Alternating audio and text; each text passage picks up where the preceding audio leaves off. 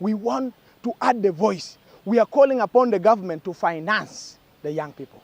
We are calling upon the government to make sure that they make us access climate financing.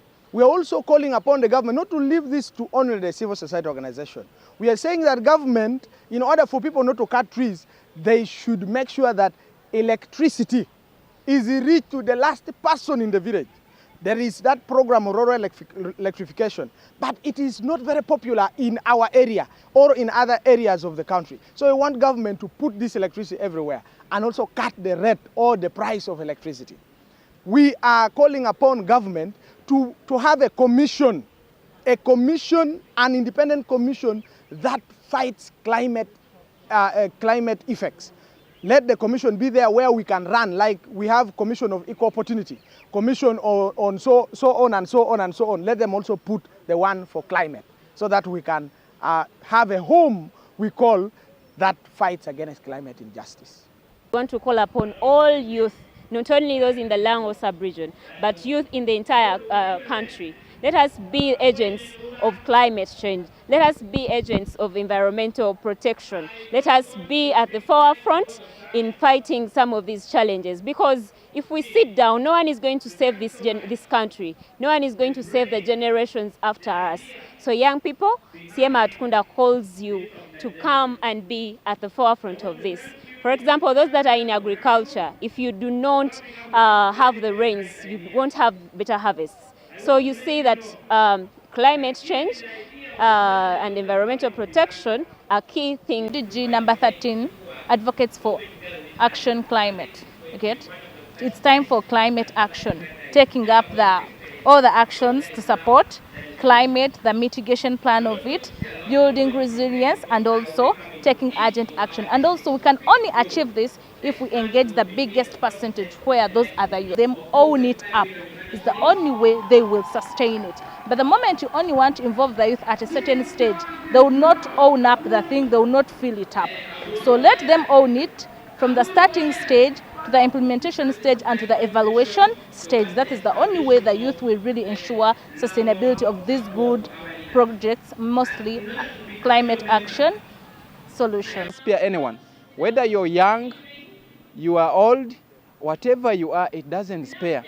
You see, we just launched a malaria vaccination campaign here in this same sub-region part of recent. The Ministry of Health launched this. But now we are having stagnant waters caused by flood, caused by improper waste disposal, which is against our fight for malaria, because where there are stagnant waters, mosquitoes are going to breed. The efforts that the government has been putting will be in vain. So we are calling upon everyone to champion this. Let us stop disposing waste unnecessarily. Let us stop cutting down trees. Let us practice proper methods of farming. Let us support the environment. The environment needs us as much as we need it.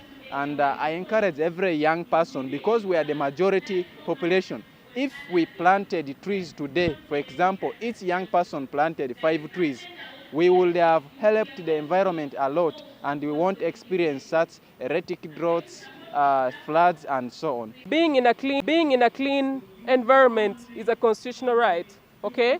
And when here today we are talking about environmental conservation, we are meaning that we as young people, as a youth, you can do something about your environment. I'm not surprised that in Gulu and the rest of the northern districts, they have banned the use of charcoal. In fact, if your lorry is carrying charcoal, they can withhold it in the police. So what are we trying to say? You as a young person, if you see that someone is trying to degrade an environment, it is you to stand up for that change. You can do something. You can be the voice of the people who do not know that they have a right to protect the environment. Some of the activities, for example, someone may come, an investor may come in and they want to have, let's say, a fuel station put in a wetland, but already that we know that the law doesn't allow that. Does that person have a license to proceed? Does that person have the procedures necessary and legally? So such as young people, we need to be aware of what to do, and we need to be keen of environmental protection, because it is our right. Is one of the regions in this country that has been affected the most because of the impact of the climate change.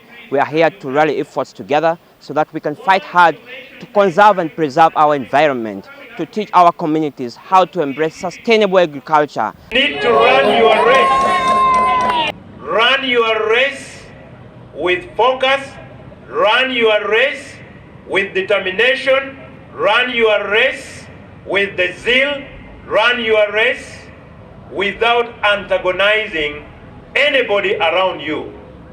Because when you antagonize people, the best they can do is to cut you down, like a tree is cut down. So young people, remain focused. That is my message to you.